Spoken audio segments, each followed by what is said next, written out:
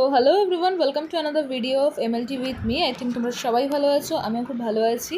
তো তোমাদের পরশু দিন থেকেই শুরু হতে চলেছে ম্যাকআউটের আন্ডারে যারা পড়ছো তাদের এন্ড সেমিস্টার এক্সামিনেশন। তো যারা সেকেন্ড সেমিস্টার দিতে চলেছো বিএমএলসি 201 তাদের একটা পেপার রয়েছে। যারা এমএলটি নিয়ে পড়ছো তারা জানবে ফান্ডামেন্টালস অফ প্যাথোলজি বলে খুব ইম্পর্ট্যান্ট কিছু প্রশ্ন যেগুলো এবারে একদম এসে গেছেই বা আসতে চলেছে, সেগুলো চলো কিছু ডিসকাস করা যাক। আই থিঙ্ক তোমাদের ভিডিওটা খুব ভালো লাগবে, অবশ্যই বন্ধুদের সাথে শেয়ার করতে একদম ভুলো না।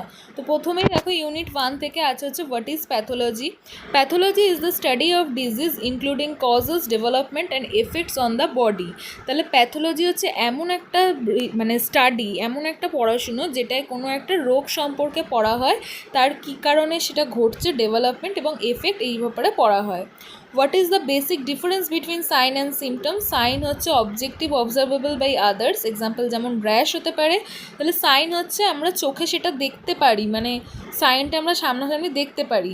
কিন্তু সিমটম হচ্ছে আমার সাবজেক্টিভ, ফেল্ড বাই পেশেন্ট যেটা ফিল করতে পারছে, এসে বলছে, সেটাই কিন্তু আমার হয়ে যাচ্ছে সাইন। এক্সাম্পল যেমন হতে পারে পেইন।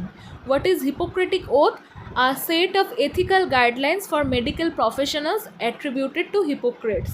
হিপোক্রেটকে সম্মান জানিয়ে একটা গাইডলাইন্স বা একটা প্রমিস বলতে পারো, যেটা মেডিকেল প্রফেশনালে যারা আছে তারা নিয়ে থাকে, সেটাকেই বলা হয় হচ্ছে হিপোক্রেটিক ওথ।